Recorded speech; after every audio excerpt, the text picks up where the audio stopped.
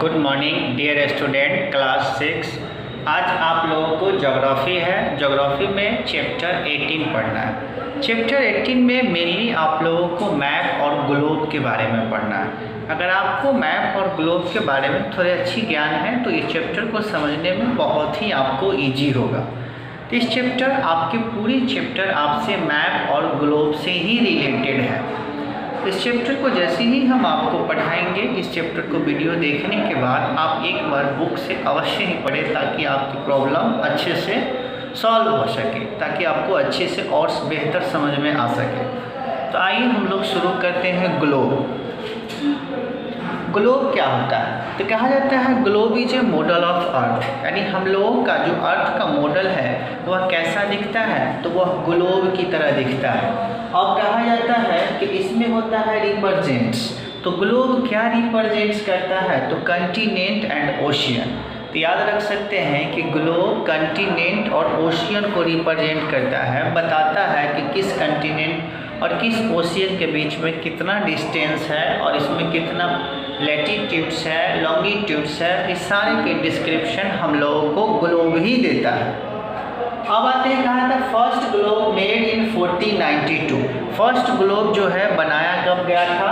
तो 1492 में। और कहाँ पे बनाया गया था?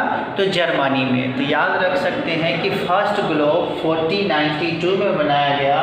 और कहाँ पे बनाया गया? तो जर्मनी में बनाया गया। अब आते हैं इसमें पोल। सबसे ऊपर होता है कौन सी पोल? तो नॉर्थ पोल। और बॉटम में ग्लोब में कौन सी पोल होता है? तो साउथ पोल।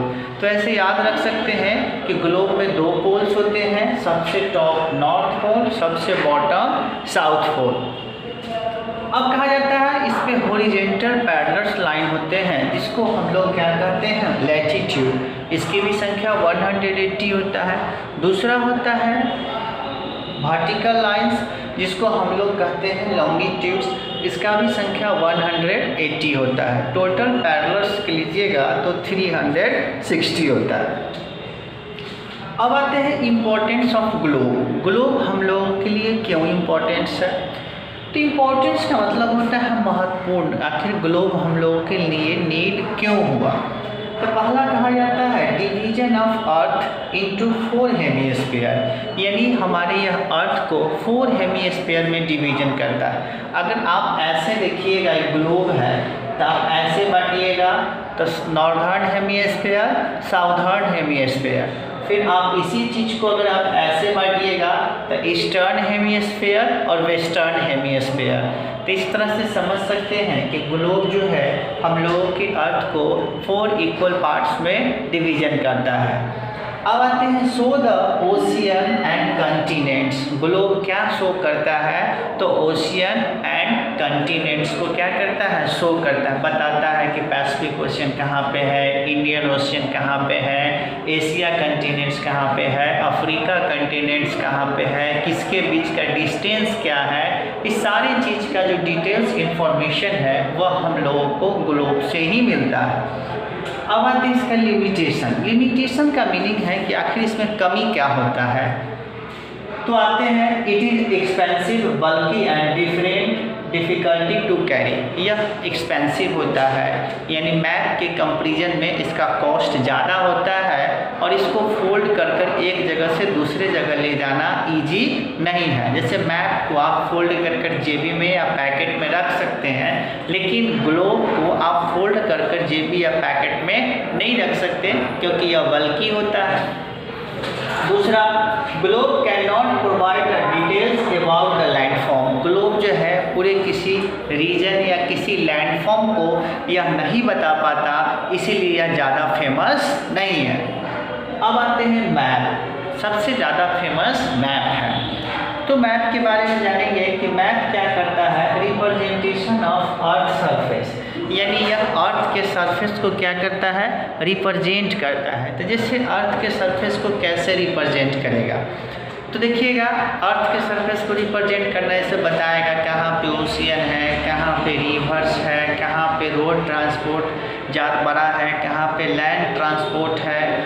ठीक, या किसी स्पेसिफिक रीजन को बताता है। जैसे मान लीजिए अगर हम वर्ल्ड्स के मैप ले लें तो इसमें बताएगा कि ब्राज़ील कहाँ पे है, रसिया कहाँ पे है, ईरान कहाँ पे है, तेहरान कहाँ पे है, इजिप्ट कहाँ पे है। तो इससे हम लोगों को एग्जैक्ट डाटा मिल जाएगा मैप से। लेकिन वही अगर आप सिर्फ ग्लोब को लेते हैं तो सिर्फ ग्लोब से आपको एग्जैक्ट डाटा नहीं मिलता, जिसमें आपको प्रॉब्लम होता है। इसलिए कहा जाता है कि ग्लोब से हम लोगों को पूरे एग्जैक्ट डाटा नहीं मिल पाता। यही कारण है कि मैप क्या है, फेमस है। तब आते हैं मैप से कुछ इम्पोर्टेंट से रिलेटेड चीज़ देखिएगा। पहला आता है book of map. Book of map को हम लोग एटलस कहते हैं। जैसे जो भी आप मैप का बुक यूज करते हैं उस पर लिखा हुआ रहता है एटलस। एटलस का मीनिंग है कि बुक ऑफ मैप, यानी जो मैप का बुक होता है उसको हम लोग एटलस कहते हैं। तो फर्स्ट टाइम जो एटलस पब्लिश्ड हुआ वह 1570 AD में। तो आप ऐसे याद रख सकते हैं कि फर्स्ट टाइम एटलस कब पब्लिश्ड हुआ, तो 1570 AD में।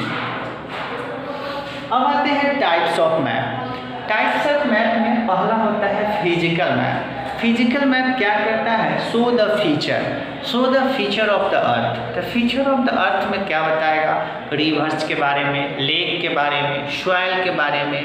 ठीक, जैसे कहाँ पे किस तरह की सॉइल है, कहाँ पे एलुवियल सॉइल है, कहाँ पे रेड सॉइल है, कहाँ पे रेडिश सॉइल है, कहाँ पे सैंडी सॉइल है। ठीक, रिवर के बारे में बताएगा, कौन सी रिवर कहाँ पे ओरिजिनेट होती है, कौन सी माउंटेन कहाँ पे है, किसका क्या हाइट है, इसका लेंथ क्या है, या कितने रीजन तक एक्सपेंडेड है। तो इस सारे चीज़ की अगर हम लोग को जो इन्फॉर्मेशन देता है जिस टाइप्स की मैप, उसको हम लोग फिजिकल मैप कहते हैं। अब आते हैं नेक्स्ट में political map. Political map show the boundaries. Political map क्या करता है, यह हम लोगों के बाउंड्री को शो करता है। जैसे बताएगा कि कौन बाउंड्री कहाँ से कहाँ तक है। जैसे बिहार का रीजन कहाँ तक है, जम्मू कश्मीर का रीजन कहाँ तक है, यूपी का रीजन कहाँ तक है।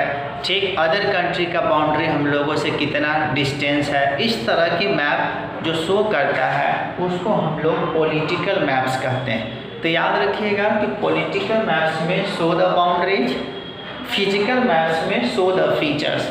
तो याद रखिएगा कि जो फीचर्स को शो करता है उसको हम लोग क्या कहते हैं, तो फिजिकल मैप कहते हैं। जो बाउंड्री को शो करता है उसको हम लोग पॉलिटिकल मैप्स कहते हैं।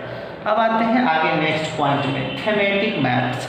जैसे देखिए थीमेटिक मैप्स क्या हो, अगर हम लोग गूगल पे जाते हैं तो गूगल मैप का जब आप यूज कीजिएगा तो उसमें देखिए हाजीपुर सर्च मारते हैं, चाणक्य कॉलोनी सर्च मारिएगा, मरई चौक सर्च मारिएगा, तो जो किसी लोकल रीजन को दिखाता हो तो उसको हम लोग थीमेटिक मैप्स कहते हैं। जो स्पेसिफिक रीजन को दिखाता हो, जैसे आपको देखना है कि मान लीजिए कि बिग बाजार हाजीपुर में कहाँ है, तो आप सर्च मारिएगा गूगल मैप पे, तो यह स्पेसिफिक रीजन यानी किसी खास रीजन को अगर शो करता है तो उस टाइप्स की मैप को हम लोग थीमेटिक्स मैप्स कहते हैं।